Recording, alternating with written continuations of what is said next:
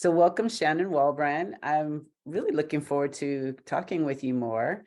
I happened upon one of your videos a while back and then was intrigued by you. And then I ran into you at this creators fair, which surprised me. So welcome. Shannon is an intuitive, a life coach, a business coach, a mother, world traveler. Anything else you want to add to that? Technically, I call myself a spirit guide interpreter, so I think your audience would be able to handle that level of specificity. Oh, for sure. So I was really interested, do you actually speak a number of languages? I've studied 7 languages, Okay. and I have studied them to various levels of fluency. And I think that that early training in learning real human languages has Yeah. allowed me to become a better interpreter between angels and guides and people. This is where I'm going with this. Have you heard of Wade Davies? He's a anthropologist and he's studying cultures all over the world, which I know we'll get to has relationship to you. And he was talking about ex exogamy marriage. And so it's Okay, where so we've got polygamy, we've got, we've got polygamy, we've got polyandry. So the woman has 2 husbands. So what's exogamy? so this is where you marry someone from a different language or a different Yes. culture.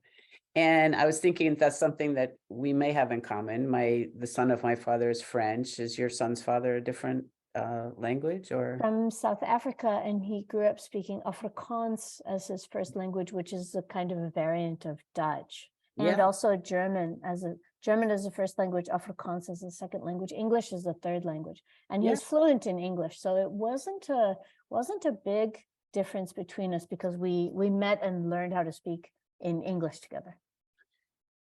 Which, yeah, that makes sense. And I was thinking of it and even just extrapolating a little bit further of even just marrying or partnering with someone from a different culture. And Yes, I mean, and I have dated people who didn't speak English, and that was challenging. yeah. And so what this guy talked about is people would sit down and just start talking, even though they didn't have the same language. And one would start talking, and then the other person would start talking. And I found this fascinating because I spent a lot of time actually trying to learn French, and it was very hard for me. But what I found is that you can really, if you just try, you can intuit and learn so much from a different language and culture. You can vibe with somebody if Yeah. you just try. And you know this, that you can hang out with people who are speaking your very own language and who are even from your own neighborhood, and you are not vibing with them, This is for even though you sure. have everything in common. That's also true. This is for sure. And so, yes, and it got me thinking more about all your various languages and your world travels. And I wondered if that, you know, helped you. I mean, if those things were compatible between listening to your guides, or you call them angels or guides? Guides, I say guides. I say that we're speaking to our guides and angels, but primarily our guides. And Okay. you're exactly right. I think that nothing in life is wasted. And I think that everything, even if it seems obscure, like you might be studying, I don't know, gemstones or something, and then later you find out, oh, that was part of my life path. I think it's Right. all useful in a way, but it's not all utilitarian. Yeah. If Yeah. you can see the difference between useful and utilitarian. It's not all going to earn me a salary. All those years I spent reading comic books, turns out that's not going to make me money. Well, it probably helped you to read. It helped me to read, and not only that, it taught me how to storyboard, which then led me to Yeah. make videos, and then I became a video editor, and I got a job as a video editor in one of the countries that I lived in, and that Okay. led me to meet fabulous and fascinating people, which was part of my journey. Wow, that's great. So that's what I was wondering. So how old were you when you started? Do you hear these guides? Do you get pictures? Do you get feelings? How does that work? Yeah, I've got all the clairs, right? So I've got all the clairsentient, clairvoyant, clairaudient, Okay. and I was excessively sensitive as a child. These days we're talking a lot about gaslighting and oppression of parents and authority figures towards small children, and Yeah. also the concept of people with ADHD. and how people are super sensitive or highly sensitive people, and people who are on the autism spectrum or people who are on the ADHD spectrum or both perhaps have like sensory processing disorders. And Yeah. I certainly had all of those things as a child, but I was never diagnosed. But I was often told, you're excessively sensitive, Yeah. you're taking these things too seriously. Yeah. But, Sarah, what did that turn into then later? It turned Right. into a gift. Right. I tell my students often that it's really important not to lie to your children, no matter what's happening in your household. You can say, hey, we're having a rough time. You can say all kinds of things, dad and I are going to work it out. But to tell them everything's fine when they clearly know that something is not fine, you're really creating problems for they're not trusting what they know. And we're kind of taking that away from them. You get a So serious case of cognitive dissonance at that yeah, point. I think yeah, it's important to tell kids, we're having a rough time. It's not your fault. yeah. It is nothing. Yeah, exactly. And there's really basically nothing that you can do about it. You can't be better. I like that thing where, have you heard about the maximum and the minimum? I No. love you the maximum. Oh, There's nothing that you could do to make me love you more. mm, Or, there's nothing that you could do less of that would make me love you less. yeah, yeah. Interesting. That idea of that's interesting that you brought up the sort of new sensitivities that seem so prevalent. And when that's like really age 30 and younger, isn't it? I mean, it's not it's a pretty new thing. I mean, there's always been some super sensitive people, but I think right now across the board, it just seems to really have exploded. I think it's people noticing it, actually. I think it's people noticing and naming it, because I'm in a group for women with ADHD, a Facebook group, and there are Oh, women who are getting diagnoses at 50, 60, 70. So I noticed that I was really sensitive in about kindergarten, so a do you little call bit. yourself ADHD? Do you consider yourself? I think I have a mild case of ADHD. I know people who have a much harder time, but I've cut out wheat, I've cut out sugar, and I've really reduced my caffeine all the way down to 0. And I'm sober, so I stopped drinking about 8 years ago. Yeah, All of those things, although I don't think that they're a cure for ADHD, but they right. reduced my volatility and reactivity. So there's Yeah, a vast difference between reacting and responding. And now I can step into that Viktor Frankl space of yeah. response rather than reacting and, in my case, overreacting. Hello. I can really Hashtag relate to that. relatable. Yeah. Yeah, that's really important. And it's funny, I've never been tested. I don't call myself ADHD, but sometimes my son or people around me will just I can see that they think that, oh, there she goes in her sort of wildness, crazy thinking. And I hadn't really put it together until you just said that. Maybe you should join these ADHD group Yeah. for women, and then you can say, oh my goodness, I Well, actually could get myself a diagnosis. But I do not want to pursue medication, which is what women who are my age are often saying, yeah. do I need to take some sort of ADHD medication? And I'm not against it. I think it's super helpful. But I know that that's not for me. I don't do well on stimulants at all, even therapeutically. And I attribute it to that I'm paying attention to so many things that are happening. I actually attribute it to a lot of psychicness. Well, I Yeah, think there are hidden gifts in it, right? yeah, So yeah, ADHD it's often said that they're little boys bouncing off the wall that should be let to run outside instead of being trapped in a school. Yes, true. right, But more so, it's not a problem of not being able to pay attention. It's a problem, or it's a gift of what to pay attention to. So when mhm, you're overstimulated, and you could pay attention just to one thing, or right, I can hear voices, that's part of your question. So if I heard voices all the time, mhm, that would probably drive me nuts, or I would feel right, as though I were going crazy. So as I developed my attunement and discernment, I had to stop hearing voices all the time and only do it when I'm in a session, when I have their permission and when I'm ready to deal with it. yeah, Who needs to do that in the supermarket when you're trying to choose which yogurt is the right yogurt? right. So, okay, I interrupted you. So you began in kindergarten to understand that you were different, Oh, sure. It and was pretty obvious, actually. Like I was the one going like, I have the answer. I have the answer. And everyone else is like, I wonder what crayon I should use. You know, like, I was like, aren't we in Ivy League here? Aren't we like, aren't we supposed to like run to the finish line and get a PhD in kindergarten? And so, no, I was kind of an outsider. Yeah. And were you hearing voices at that time? I had already connected with what I thought were like the fairies, and I had had one vision of who I believed was the Virgin Mary. I was raised like very, very Catholic, Sure. and I believed in the angels and saints. And then, and I hope that this happened for you too. Then I found a good teacher. So Yeah. the teacher found me.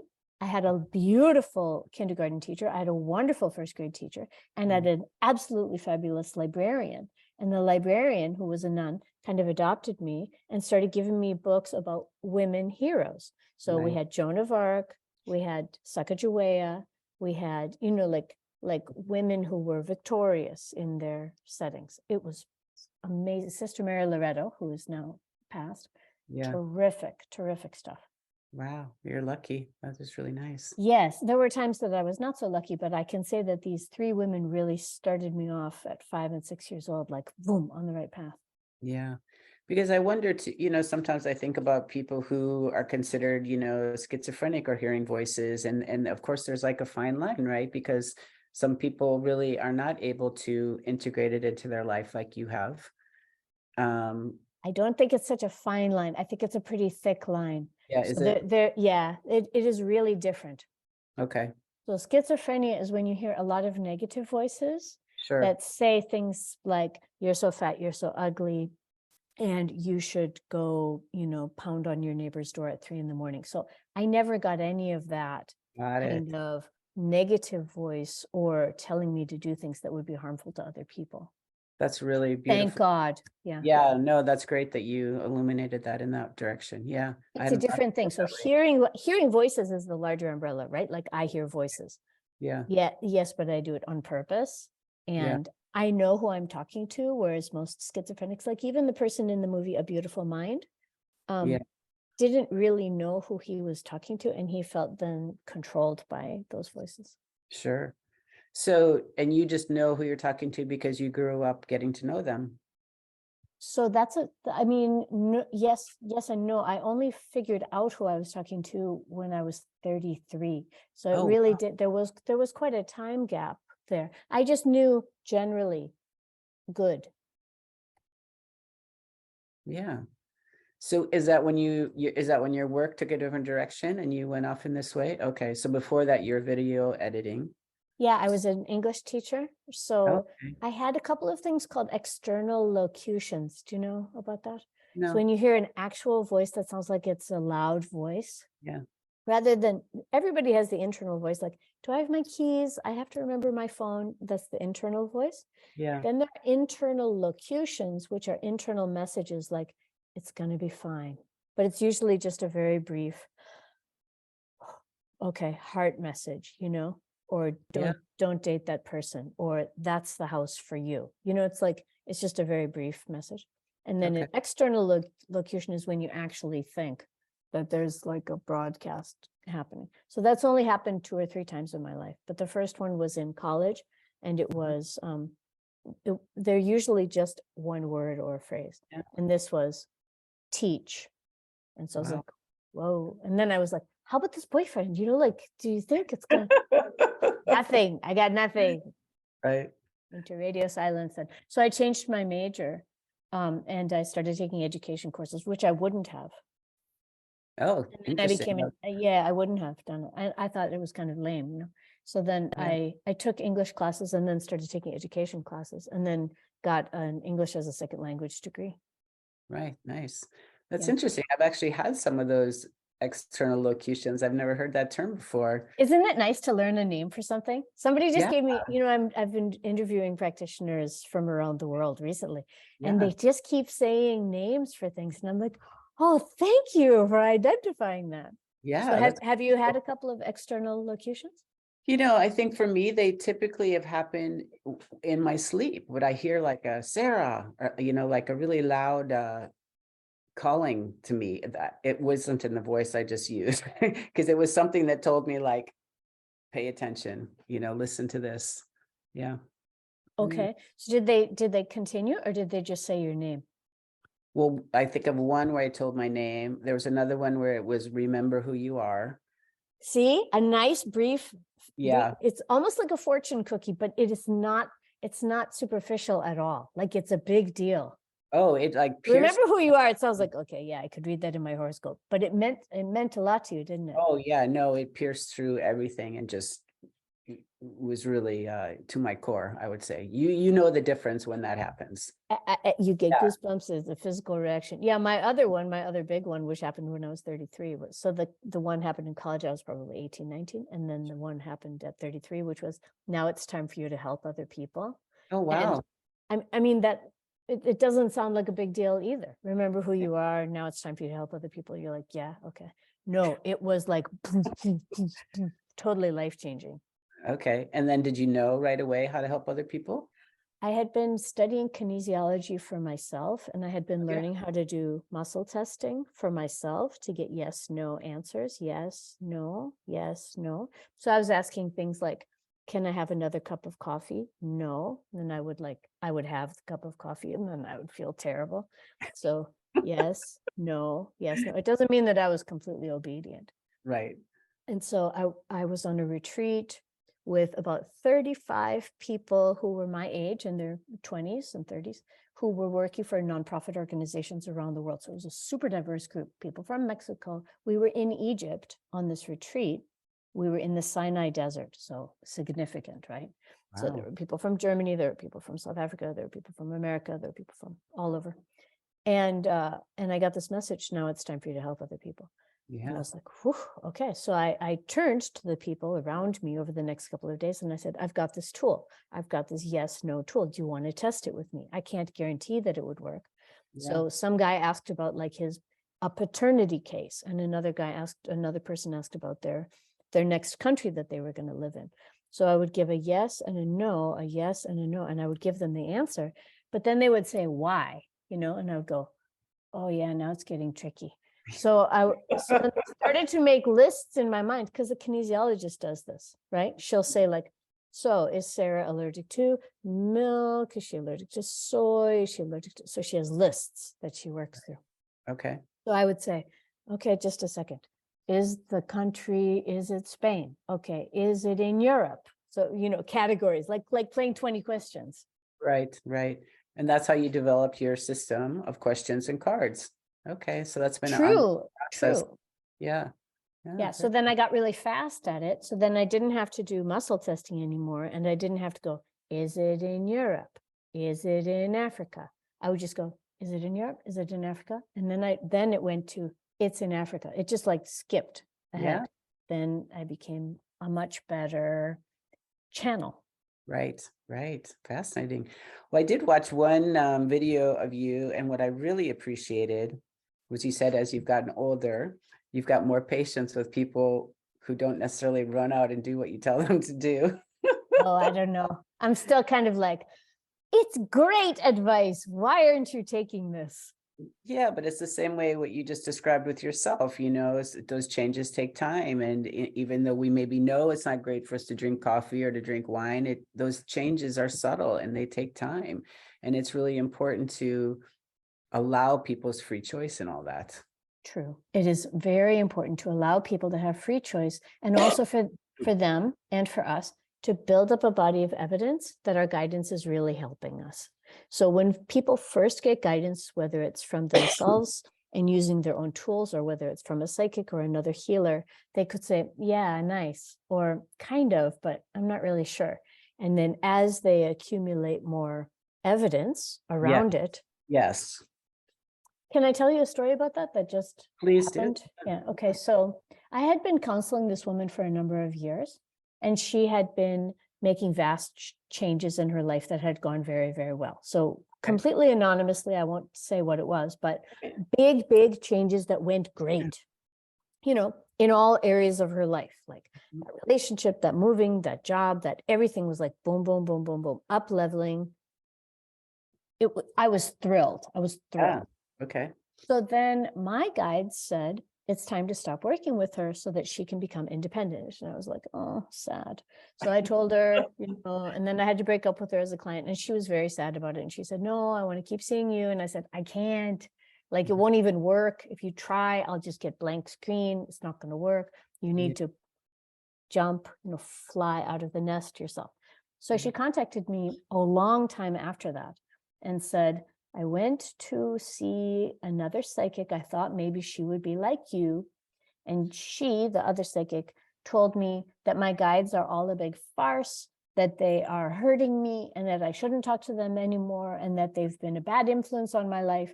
And now I'm all confused. Will you please help me? So my answer was still, no, I can't help you. My answer was totally, no, I'm not allowed to, and it wouldn't work even if I tried. So that part was clear for me. But I said, look at the evidence of your life, Right. look at the stuff that you got, not only from me, but then from your own practices that I taught you how to do and that you learned how to do. She was learning lots of stuff, lots of different practices, and she was getting tons of great information. So isn't it amazing? Yeah. One reader could throw her off the track so fast. I don't think that was a weakness on her part. I think that was just, we're not sure, and we think, oh, maybe that is right. But Yeah, self-doubt and self-invalidation is huge. I mean, especially when you're dealing with something that's so, most people kind of learn on their own, don't they? We have teachers that can help guide us, but ultimately to trust those voices, you have to learn that yourself. And you need to build up Yeah. real life evidence Yeah. of, is this relationship with this person, is that actually good for me? Or is this diet right for me? Or is this house the right house for me? Or is this job the right job for me? I keep getting messages about this. Do you see what I'm saying? So yeah, we can't let somebody just come along and knock us off. Right. I have a similar, not the same situation, but I was working with a young woman, who called me every once in a while with her questions, and we would talk. And I'm not really about saying what's going to happen. I'm more about dealing with where you are right now and to look at those things for yourself. And at some point she's like, well, so, she was talking like 5 psychics. And I just, well, this one said this was going to happen. This one said that was going to happen. And I don't think any psychic can say what will happen. right. I think that if all psychics are good, which not all psychics are good, but let's assume that all psychics are okay. Yeah. Then we're all tapping into the same information, right? You and I and that one and that one and that one. We're all asking the same folks, our guides, to give us information. And so it should generally be similar. Yeah, the way I see it too is that there's multiple probabilities, right? So I could see one of those probabilities of you marrying this person and living happily ever after. And in the meantime, you might go out and turn right and get into a car accident, and things change. Like with every move that we make, all those probabilities shuffle. It's how we guide people, Yes. And I think integrity is such a crucial part of it, is to realize the vulnerability of the people that you're talking to, and to really, sometimes people don't take that as seriously as other people. That's all. Yeah. There is always free choice and free will. Agreed. So even if we give people advice and we say, this is a really good idea, your guides are saying that, if you give it effort and stuff, it can be great for you. It could be very beneficial. The person may not give it effort. And also the circumstances, especially when we're talking about relationships with other people, the other person can drop out at any time. Yes. Yeah, exactly. That's not in our hands. Right. No, it's, I'm in agreement with you. It's interesting to talk about and think about that thing, because there's so many people who just want the answer. And I like the way you think about it in terms of there's support for you at this moment with this question or with this idea that you have. There is support for you if you act on it. It's all about the action, right? Yeah. And then sometimes if you don't, those windows do close and they move on and they change. And oh, that's so true. And that has happened when clients have come back year after year and said, now should I move? There's a classic story that I've told several times, which is a woman said, should I move to England? And I said, yeah, it's good. You should move to England. Then she came back a year later and she said, should I move to England? And I got a yes, but it wasn't as strong. And I said, yes, you should move to England. And then the next year she came back and she said, should I move to England? And I got a, no, the window has closed. And she said, I'm in property. And there's Yeah. just been a property crash. And so actually it's true. And I said, why didn't you move last year? You know, that was when you really could have caught the wave. Yeah, caught the wave. That's a good analogy for that. Yeah, you know, some of us it takes longer to move. Some people can just move very easily. You're moving around the globe. You have that ability to just transition, which not everyone has. So how did you get that? Where did that come from?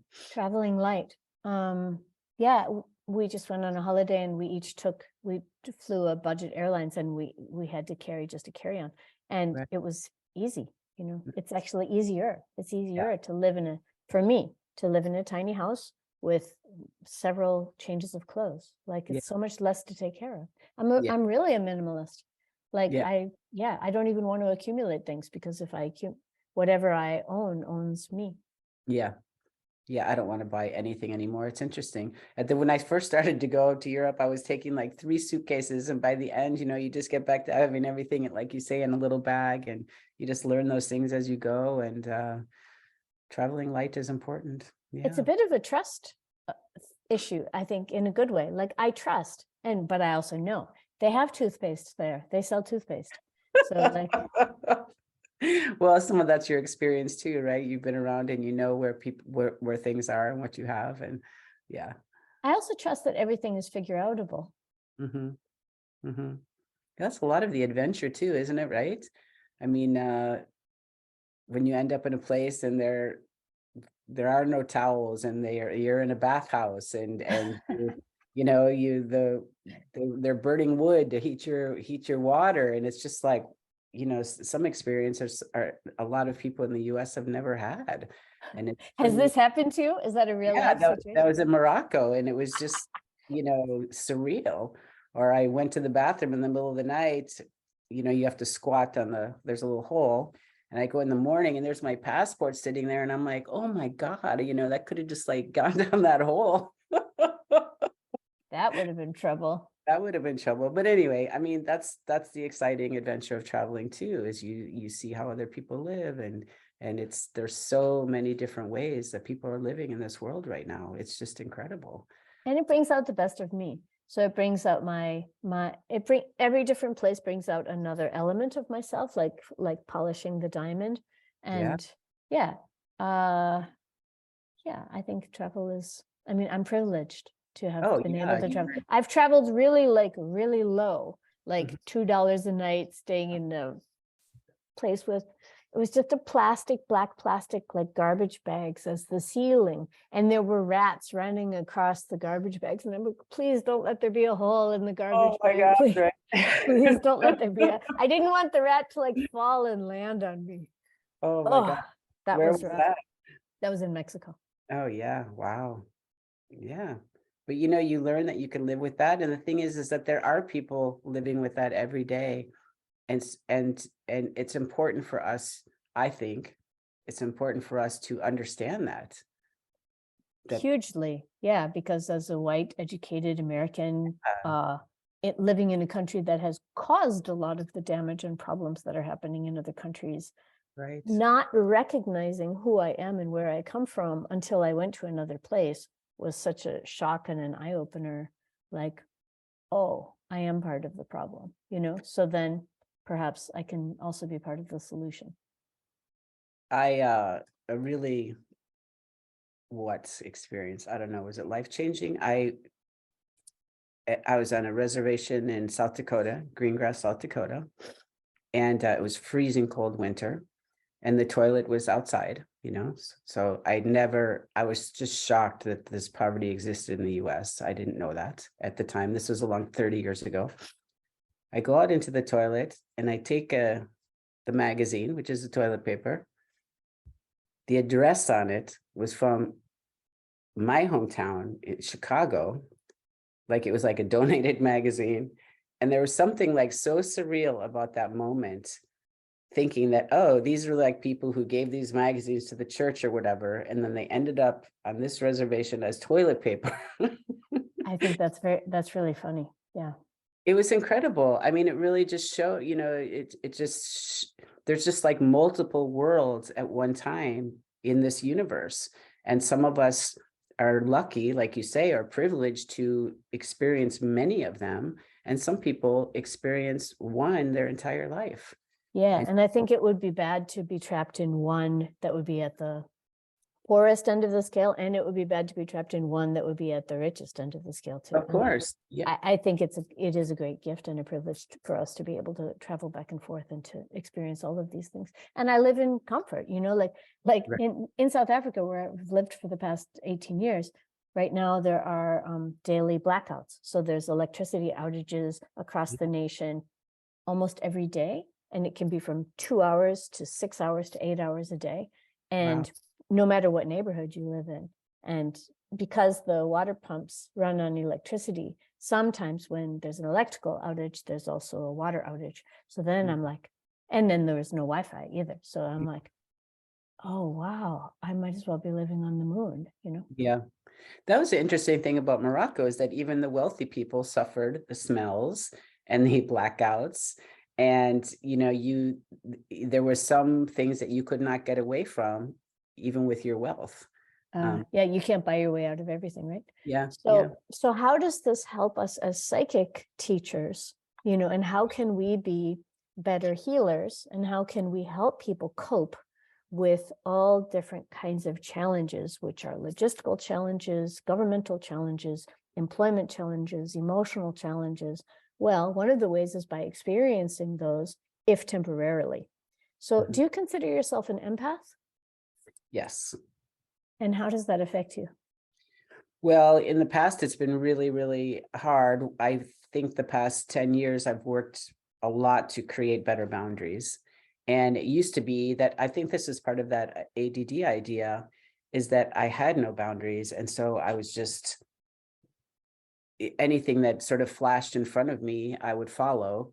Yeah, exactly. And so the way I see it now is I have kind of a worldview in which, we are born where we're born, and how do we maintain an openness to life as it is, and how do we, yes, I mean, I could be in Morocco and be really angry and be really irritated and all these things, or I could just be like, wow, this is incredible. Somebody's actually chopping wood for me to be able to have a bath. And I experienced a lot of the joy that was there, even in the midst of certain poverties, which I would not have anticipated. And the same thing being on that Greengrass, South Dakota, I experienced tremendous joy in the midst of all that poverty. That doesn't mean that poverty is okay. I don't think it is. It's not to romanticize it at all. No, it's not at all. It's And perhaps to point out that anybody can feel good even if the situation is bad, and anybody can feel bad even if the situation is good. The reason that I brought up the empathy thing is that so for the people who are listening, if you're an empath, it means that you accidentally feel the feelings, both physical and emotional, of right. someone else who is in your presence. Yeah. So it could be somebody so you're sitting in a cafe and somebody walks in and you suddenly feel utterly depressed, and you're like, why do I feel so depressed? And then there's a guy sitting over there in an overcoat, and he's got his head in his hands and he's reading the newspaper, and you can just see immediately from his body posture that he's totally depressed. So there are ways of being an empath that are powerful, and there are ways of being an empath that are really vulnerable and really kind of damaging.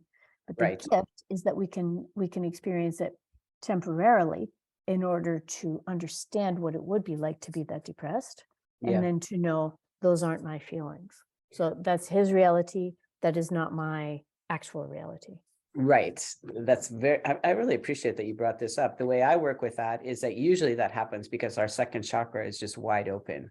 And so that's where we kind of want to merge, and we think that by having rapport with people is the way to make a connection with people. And then those emotions get confused. Is that mine? Is that his? Why am I sad? why am I feeling this fear? And as we learn to adjust those chakras, and then we can open up our third chakra more, and then we can start relating from our upper chakras and more clearly through our communication, through our throats. And it can literally change your existence. I mean, especially when you're on a plane and if you're wide open and you don't have any boundaries, and the people next to you are like, am I going to catch that flight? Is so-and-so going to be happy to see me? Is my mother-in-law going to like me? Is the plane going to crash? And if you're not paying attention, you're just absorbing all of that as an empath. And it makes it harder and harder for really open empaths to even move out into the world. So it's really important, I think, to learn those tools to work with those energies, and to be able to see, we can see someone and get the same understanding without necessarily having to feel it through our own body. Right. We don't have to process their feelings. It's not even useful. Sometimes I explain it in terms of a video game where there are hearts, which mean lives, like you have a lot of lives. So if he only has one life left, right, and I have full hearts over here, it doesn't help him for me to lose one heart by feeling worse for him. Right. Yeah. Well, I'm so glad you brought that up. It really is a fascinating thing. And it's not even good for the other person, because we each, if you believe in multiple lives as I do, and if you believe in karma as I do, we are trying to learn things in our own way, and we've moved into certain lives so that we can experience those things. And if we trying to take things away from people, they lose their resources, their internal resources. I don't mean their money resorsses. No, I get it. Because it's like doing your homework, doing somebody else's homework, which I used to do for people when I was in school. I'd be like, the answer is 12. Right. But then, once we got to the final exam and they had to take it on their own, then they wouldn't know how to do the multiplication. And so, doing somebody else's homework for them is not good for you or them. Yeah. But I love your question too, because there are so many problems in the world, and how do we address those in the best way that we can? Obviously, we can't save the whole world. We can't save everyone. So how do we make our own choices? And, for me, the first step is just understanding, there's so many people, I'll just use the US, who don't even understand that there's people living around the world in these dire, really drought-ridden. Well, now we're starting to understand drought because it's coming here, but it hasn't been here for a long time. While it has been in places like Africa, and now France is just riddled with drought. And how do we, it's like there are no borders anymore. We need to really understand that what we do affects someone else, affects someone else, affects someone else, and to how do we make those choices to do the best we can not to contribute to that. There is no planet B. Right. So I wake up in the morning first thing and I do a check-in with myself. And I say, how am I? And then I know how I am. I know what my baseline is. Like maybe I have a cold, or maybe I have a headache, or maybe I feel fine, or maybe I feel great. Yeah. And then I'll know when I'm interacting with other people, if it's that interaction that's causing an up or down in my mood, because I've already set my baseline. And I always check with the HALT. So I check hungry, angry, lonely, tired. Nice. HALT. They teach kids that in school. And I make sure that I'm like a very expensive horse. I make sure that I'm fed and watered, and I've for a run, I'm combed and stuff. Yeah, and nice. Then I know that I'm okay. So how can we help the planet? I believe that we can. How do we start? We start with ourselves, and we make sure that we're as healthy as we can be, and that we've processed our own stuff and our own stories, and we know who we are and what we can offer. And if I'm stuck in other people's stories, I am incapacitated. If I'm stuck in my own story, I'm incapacitated. But if I can see my own story and I can create a different narrative around it, I won't spin it as a positive, but I'll say, if I can make a story out of it and know that that's a story, maybe I can see some humor in it. Then I'm readier. I'm readier to help, and I'm readier to, as they say in recovery, to do the next right thing. Yeah, that's beautiful. I mean, I look at it too, that we, we sort of, whatever we don't want to deal with or look at within ourselves, we kind of throw it out at other people. Right now, for instance, let's just say Putin, because it's easy. He's the big villain. I'm not saying what he's doing is okay, but he's the big villain, and everyone just sort of throws that out on him. But if we don't look at the villain within ourselves, if we don't look at the greedy person within ourselves, if we don't look at the person in ourselves that wants power, he almost has to get bigger, because we're not taking that own energy that is ours, that is that same energy. So we have to deal with that within ourselves. And that helps to reduce it, I think, for the whole world. It's really easy for us to like villainize someone when we've got all those same things within ourselves. So how do we, just do that reflection, do that work? It's really doing the work on yourself is the only way, I think. It's the first step for sure. There's an interesting Jungian exercise around that, which is if you have a whole group of people together, like in a board meeting or in a school classroom, and people start to play roles, right? So there's the naughty kid, there's the class clown, there's the A+, the head girl raising her hand. That would have been me. Hi, can I ask another question? Another question, Shannon. Okay, fine. And people play roles. So Yeah. a Jungian exercise, which says that truth is all points of view, this is an interesting thing for you to practice if you'd like, is the next time you're in a group and you feel tempted to play the same role that you've always played, which is the one who points out the problems, or the one who leads us forward, or the one who you kind of sit on your hands, right? You kind of make yourself not do the thing that you were gonna do, and you wait. And instead of cracking the joke, like you're always going to crack the joke, you just wait. Somebody else is going to crack the joke. So Right. the roles will always be played out when you're talking about the role of the villain. Yeah. So there will always be the role of the villain, and there will always be the role of the clown, and there will always be the role of the leader. Interesting. So it's a great practice, if once you recognize your role, to just choose to not play it just for that 1 hour. Yeah. And curious to see that somebody else will step in and become the leader, for example. I think that's kind of I'm not scholared in this, but the idea of like true anarchy, I think that comes in that the next leader will always arise. It's not about being one. It's not that there's one leader. It's that there, are multiple, that's always shifting. I think it probably comes from that idea that there's always someone else who will step up and take that role when they have an idea or they know it's right. Do you know the teaching that that the Hasidic teaching that there are 36 messiahs on the planet at any one time? No, nice. So now, let's say now, there are 36 potential messiahs on the planet right this very moment. And yet none of their environments have, helped them come to fruition. Yeah. So it's a teaching that I don't necessarily take literally, but we all have the potential to become the next superhero. Yeah. Or we all have the potential to become the next supervillain. It's all about our choices.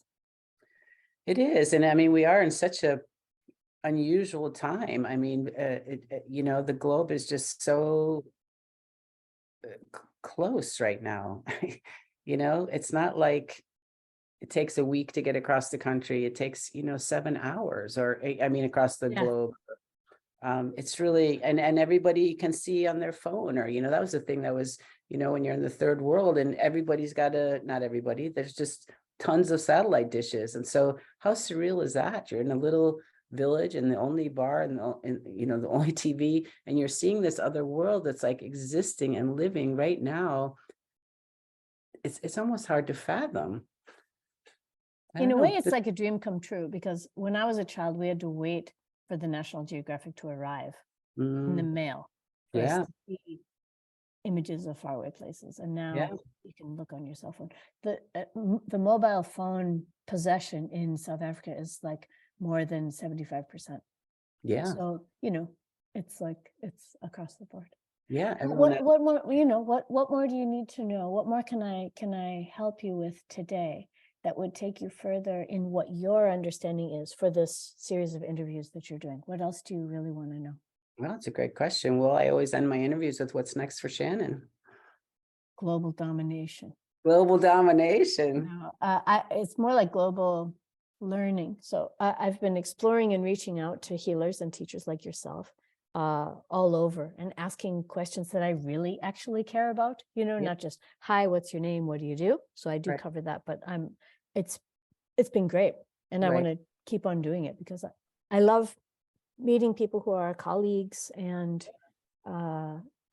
especially women, especially people of color, especially people from underrepresented or less heard from places. It's fabulous for me. And I hope it's also interesting for them because these kinds of conversations at a high level are enriching. Yes.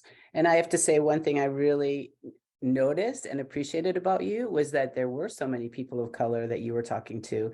And oftentimes, we're not always aware unless we reach out to different communities that all this is happening in all levels. I was curious. I mean, it's probably too late now, but I was curious how you were received when you went to the different villages in Africa, and you said you were studying with different shamans or healers, or they already know much more about it than I did. But you were welcomed. So I lived in Johannesburg, which is a lot like New York, like it's big, skyscrapers, taxis, all of that stuff. And when I said that I was, a spirit guide interpreter, they said, are you a Sangoma, which is the word for traditional African practitioner? And I said, no, because I can't speak with the ancestors. And they said, oh, so you're an Isitunywa. So they gave it another word, which was a translator. And I said, yeah, I think I'm more of a messenger, more of a translator. They said, okay, but you're not an Inyanga, which is a herbalist. And I said, no, I mean, I sometimes get messages that say this kind of tea would be good for you, but I don't speak with the plants. So what it did for me was it went, there are so many ways to be a healer. I mean, you and I might think about from our Western American perspective, there's an orthodontist and there's a cardiologist and there's an ear, nose and throat specialist and there's a ... an oncologist, right? So in traditional and indigenous practices, there are also many divisions, and some people have all the gifts and some people have one big gift, and some people have two or three. Right. That's beautiful. Yeah. Well, it was a great crucible for me to live in South Africa. So it was a great teaching space for me to be in. I learned from the people that I was working with. I learned by their questions. And so that's the freebie that I have, which is my book of 100 questions, because I was working in call-in radio all the time. And so people would call in and ask questions and I'd give them an answer immediately. Call, answer, call, answer, call, answer, call. For an hour at a time, 40 calls in an hour, because they wanted to keep the calls coming. It was terrific training for me. Yeah. Wow. Beautiful. So did they accept me? They said, oh, you can do what we can do. That's nice. Yeah. It wasn't like I was super special or anything. Yeah, because sometimes it takes a long time to be accepted into different community if you want to learn those types of things. And yeah, it's interesting. Yeah, and I didn't go and train as a Sangoma, which takes a couple of years, and you need a teacher, and then like they make you swim in the cold river and things like that. And I was like, no, I don't want to do this. You could live without that, huh? So what do you think is next for your global domination? I mean, I'm sure it's writing. I know I'm supposed to be writing more and supposed to be teaching more. So I'm supposed to be producing more material content-wise and sending out newsletters and writing stories. I think it's time for me to write either another book or update my book. I wrote it in 2007, and you and I are talking in 2022. Right. So it's probably time for me to write books, magazine articles, right? I love these kinds of things so much, though. I mean, I really love interviews. So we should do talking, because I'm such a talker, and then transcribe it. Nice. Well, you are fascinating to talk to, because it does go all over the place. It's a little hard to keep on subject, probably because that's my weakness as well. But yeah, it's really a pleasure. We're on theme. How about that? We're on theme. We stayed on theme, Sarah. I do find it a very exciting time. As troubling as it is right now, I also find it very exciting, the world. So yeah. I think because we're expanded and exposed to so many different ways of life, that we can choose to align and ally ourselves with people who believe in some of the same kinds of things that we do. And therefore we can find colleagues and friends to walk the path with, which is it's heartening. Yeah. Interesting. And for that, I'm glad that you reached out to me so that we can know each other and support each other on the Yeah. path going forward. Yeah, I look forward to that. So how do you do your teaching? Is that through classes or is that on your website or? Sure, I teach and I mentor and I work one-on-one and I do groups, and I have a free Facebook group that's just a place where I share things. Right. Yeah, I did join that. So that's great. And what is your website if people want to know? It's all of my social media is directly under my name. So my name is Shannon Walbran, and my website is shannonwalbran.com. It's Yeah.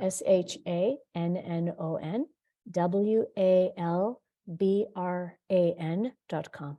Yeah, great. So people can find you there, and I'll for sure tag that in my when I upload the video. Yeah, so thank you. I look forward to meeting you again sometime. Soon, I hope. Thank you, Sarah. Yeah.